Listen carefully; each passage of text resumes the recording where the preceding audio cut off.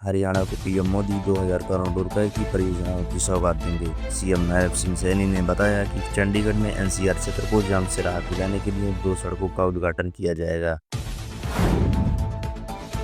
पिछले 7 दिनों में सोने के दाम में गिरावट दर्ज की गई है। 24 कैरेट सोना 1860 रुपये और 22 कैरेट सोना 1700 रुपये तक सस्ता हुआ है।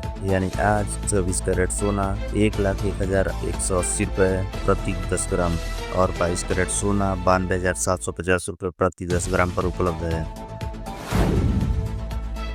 जापान में लगातार 2 भूकंप के झटके महसूस किए गए। पहला झटका ताकानाबे में 5.7 तीव्रता का था, जबकि कुछ ही देर बाद नाजिल क्षेत्र में 3 तीव्रता का दूसरा झटका आया। लोग दहशत में घरों से बाहर निकल आए, हालांकि किसी नुकसान की खबर नहीं है।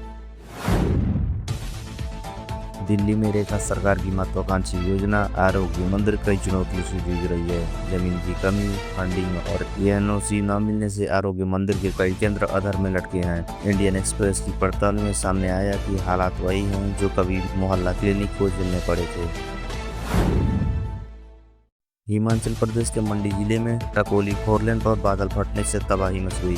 सालानाल नाले में पानी और मलबे के बहाव से कई घर दुकानें क्षतिग्रस्त हो गईं और यातायात बाधित हुआ। प्रशासन राहत और बचाव कार्य में जुटा है।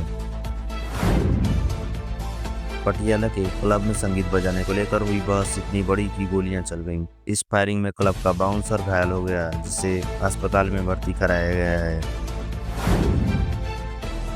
अमेरिकी राष्ट्रपति डोनाल्ड ट्रंप और रूसी राष्ट्रपति व्लादिमीर पुतिन की अलास्का में मुलाकात हुई। मीटिंग में उम्मीद थी कि रूस यूक्रेन युद्ध पर ठोस फैसला हो सकता है, लेकिन पुतिन ने सीज़फायर से इनकार कर दिया। 3 घंटे की बातचीत का नतीजा अभी साफ नहीं है।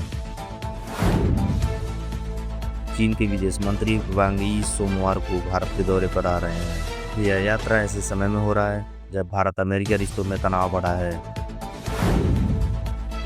नासा और इसरो के संयुक्त मिशन निसार ने बड़ी सफलता पाई है। अंतरिक्ष में इसका विशाल एंटीना रिफ्लेक्टर सफलतापूर्वक खुल गया है, जिसकी पुष्टि नासा जेपीएल ने की है। दिल्ली में प्रधानमंत्री मोदी 11,000 करोड़ रुपए की परियोजनाओं का लोकार्पण करेंगे। रविवार को रोहिणी क्षेत्र में 2 प्रमुख राष्ट्रीय राजमार्ग परियोजनाओं का उद्घाटन होगा। मुंबई एयरपोर्ट पर इंडिगो एयरलाइन के विमान का पिछला हिस्सा रनवे से टकरा गया। हादसा टल गया और सभी यात्री सुरक्षित हैं। दिल्ली में जलभराव को लेकर आप नेता सौरभ भारद्वाज ने बीजेपी सरकार पर हमला बोला और कहा कि राजधानी वासियों के लिए यह बड़ी समस्या बन चुकी है। विदेश मंत्री एस जयशंकर ने ब्रिटेन के विदेश मंत्री डेविड लेमी से टेलीफोन पर बातचीत की। दोनों ने रूस यूक्रेन संघर्ष और अंतर्राष्ट्रीय प्रयासों पर चर्चा की। मणिपुर के राज्यपाल अजय भल्ला को नागालैंड का अतिरिक्त प्रभार सौंपा गया। यह पद भल्ला गणेशन के निधन से खाली हुआ था। मुंबई में भारी बारिश से जनजीवन अस्त व्यस्त हो गया है। बिकरौली में भूस्खलन से पिता पुत्री की मौत हो गई, जबकि मां बेटा गंभीर रूप से घायल है। मौसम विभाग ने रेड अलर्ट जारी किया है। सरकार जीएसटी ढांचे में सुधार ला रही है। नए सिस्टम से पूरे देश में एक समान टैक्स दर लागू होगी और व्यापार सरल होगा। कांग्रेस के विरोध पर सरकार ने कहा कि यह पार्टी का पाखंड है। छत्तीसगढ़ के खैरागढ़ में संगी प्रेमिका खतरनाक प्लान नाकाम हुआ। आरोपी ने प्रेमिका के पति को मारने के लिए पार्सल बम भेजा, लेकिन पुलिस ने उसे पकड़ लिया और 2 किलो बारूद बरामद किया। 7 साथियों को भी गिरफ्तार किया गया है। प्रधानमंत्री मोदी ने आरएसएस की तारीफ करते हुए कहा कि संगठन राष्ट्र निर्माण में योगदान दे रहा है। वहीं कांग्रेस नेता बीके हरिप्रसाद ने आरएसएस को भारतीय तालिबान बताते हुए पीएम पर हमला बोला।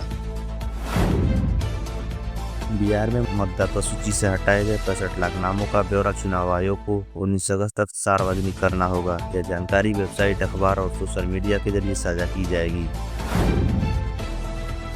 यूपी के चायल सीट से सपा से निष्कासित विधायक पूजा पाल ने सीएम योगी से मुलाकात की। कयास लगाए जा रहे हैं कि वह भाजपा में शामिल हो सकती हैं, क्योंकि हाल में वे लगातार सरकार की तारीफ कर रही हैं। स्वतंत्रता दिवस समारोह को लेकर कांग्रेस और भाजपा में विवाद बढ़ा। राहुल गांधी लाल किले के ध्वजारोहण कार्यक्रम से नकारत रहे। वहीं कांग्रेस कार्यालय में जगदीप टाइटलर मौजूदगी ने विवाद खड़ा कर दिया है। कन्नौज में करंट से युवक की मौत के बाद हुए प्रदर्शन पर पुलिस ने लाठीचार्ज किया। वीडियो में पुरुष पुलिसकर्मी महिलाओं के साथ बदसलूकी करते दिखे। इस पर अखिलेश यादव ने कड़ी आलोचना करते हुए दोषियों पर कार्रवाई की मांग की। चीन ने पाकिस्तान को हंगोर श्रेणी की तीसरी पनडुब्बी सौंपी है। इस कदम पर भारत की कड़ी निगरानी बनी हुई है। मध्य प्रदेश के ग्वालियर एयरपोर्ट पर एयर इंडिया का विमान पहले प्रयास में उतर नहीं सका। यात्रियों में दहशत फैल गई। दूसरे प्रयास में विमान सुरक्षित उतरा और सभी यात्री सुरक्षित रहे।